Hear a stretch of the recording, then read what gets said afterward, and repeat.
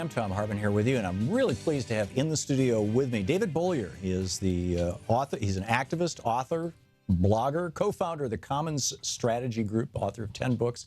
One of his most recent, Think Like a Commoner, and a short introduction to the life of the Commons, and Patterns of Commoning, another one. David, welcome to the program. It's great to be here, Thom. Great to have you with us. And David's website, by the way, and there's the book. David's website is Davi Bollier, B-O-L-L-I-E-R. Excuse me, his website is Bollier, B-O-L-L-I-E-R.org, and you can tweet David at Davi Bollier. So, the Commons. I have for years been talking about the Commons on this program. It's one of my obsessional points because it's something that we're not teaching in civics. People graduate from high school, they don't have any clue. College, I mean, it's shocking to me, frankly, the level of ignorance about the Commons in this country. How would you define the Commons? Well, first of all, we have to sweep aside the smear of the Commons called The Tragedy of the Commons, which was an essay by this biologist in 1968, Garrett Hardin, who said that if you have a shared resource, it's invariably going to be overexploited and ruined, the tragedy. And this has led people to think that we can't collectively manage shared wealth, which is what the Commons is. So we're talking about public lands, the public airwaves that belong to us, federally funded research, as well as the things we create ourselves, like open source software or Wikipedia or open spaces in the city that we manage. And the point is, these are all being appropriated and commercialized, commodified, turned into market transactions as opposed to something that we collectively own and manage. So the Commons is about talking about this and about the systemic pathologies of the market in privatizing our shared wealth. Right. One of the kind of shorthand descriptions for the Commons that I've used in the past is that it is that whenever there's a natural monopoly, that should be part of the Commons. Whether it's your water system, you only have one water pipe coming into your house. It's a natural monopoly, or what I call a natural monopoly. Your electricity, you've only got one power line coming in. Septic, our roads. I mean, or things that evolve into monopolies like Facebook and Windows, arguably are utilities. At a certain point, some of these things perhaps shouldn't be so privately owned because they basically become engines for extracting monopoly rents.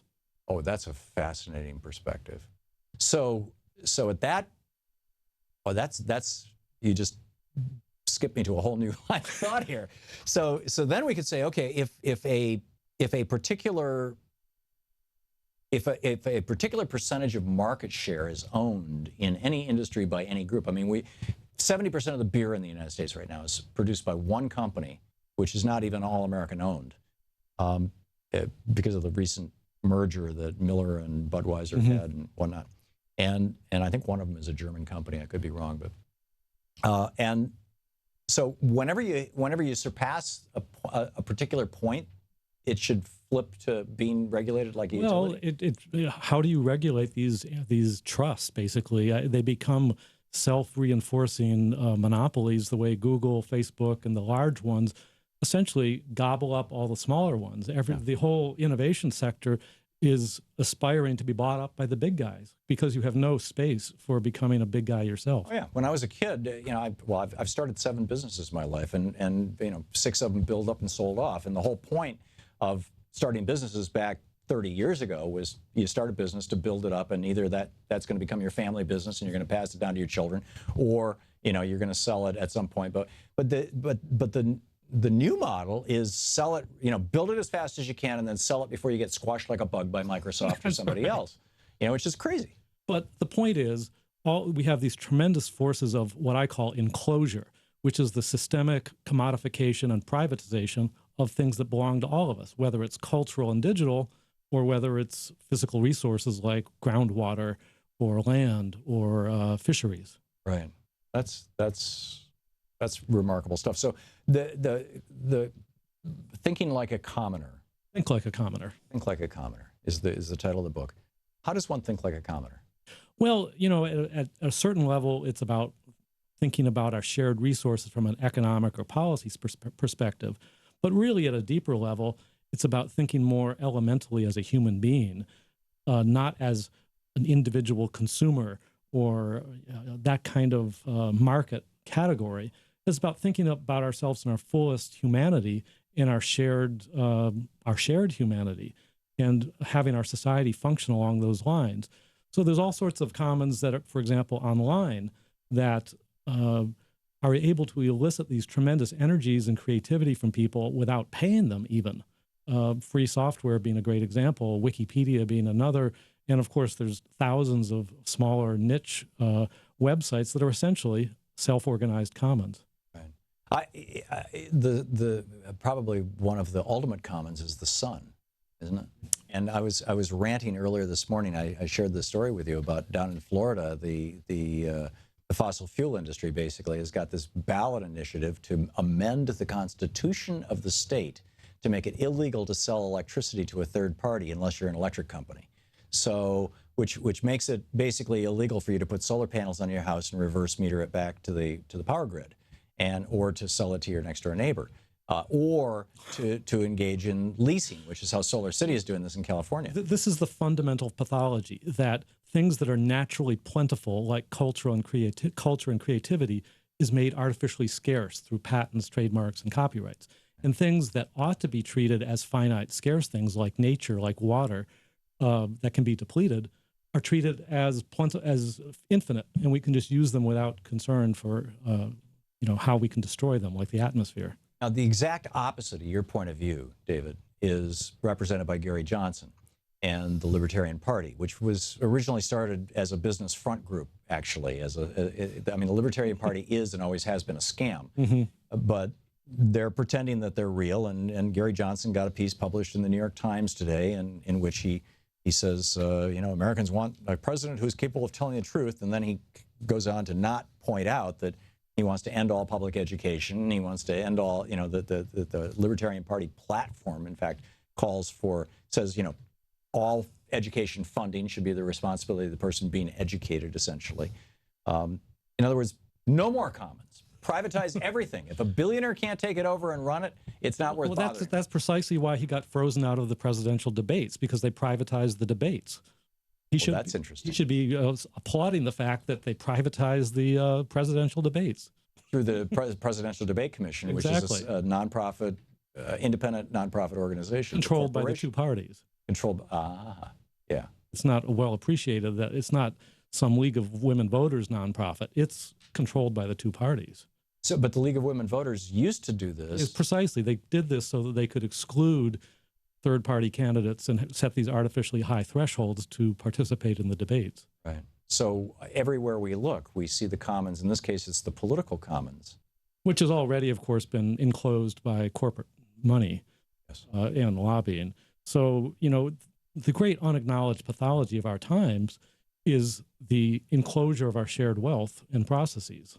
Right. And, we see this all over. So the struggle is to assert the commons as a vocabulary and as a movement for trying to name and reclaim that which belongs to us.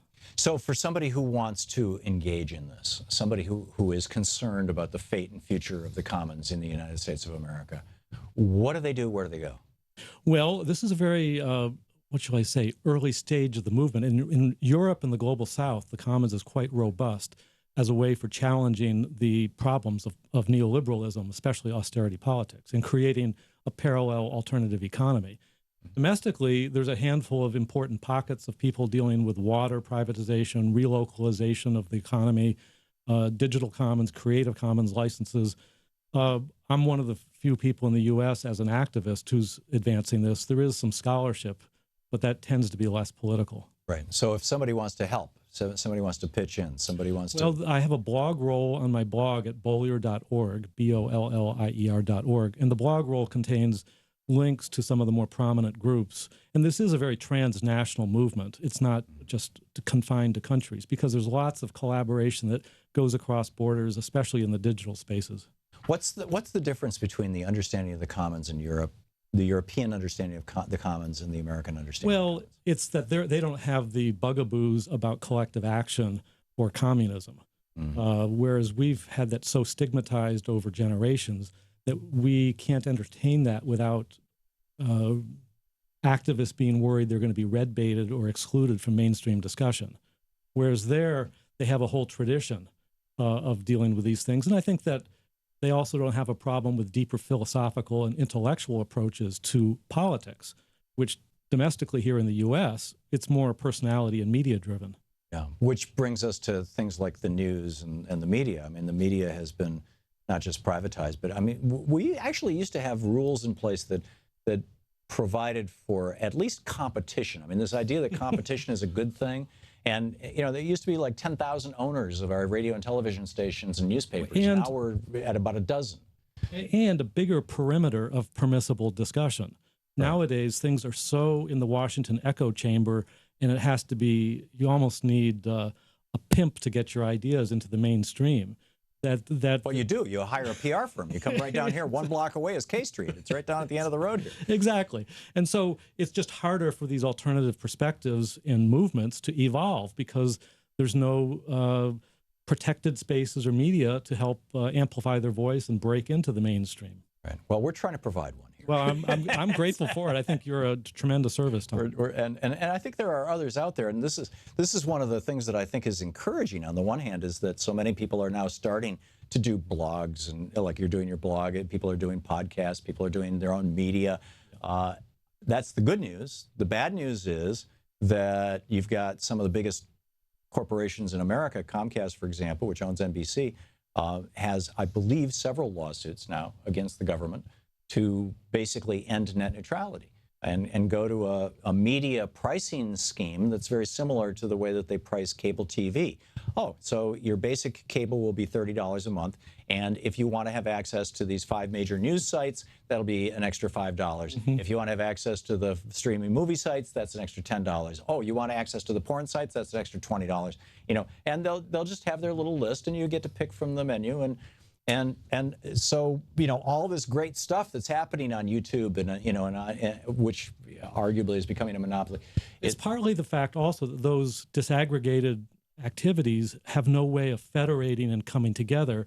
And I would go so far to say as the NGO advocacy complex are locked into their own franchises and messages and are not innovating and not listening to these voices at the grassroots that want to have a different perspective. I mean, look at how Bill McKibben and 350.org had to come out of nowhere. It wasn't out of the Washington environmental groups. Right. And I think we see this in all sorts of areas. Occupy was a bunch of people no one had heard of who started a global movement. And so I put some blame at the conventional NGOs that are locked into the standard ways of advocacy and policy.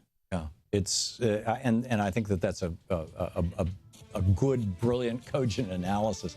David Bollier, he is the author of Think Like a Commoner, a short introduction to the life of the commons, which is just really a short. It's a brilliant, tight, well-written, and patterns of commoning. You've edited with a couple of colleagues. Bollier.org, BOLLIER.org is the website. David, thank you for being with us today. Thank you so much, Tom. Great talking.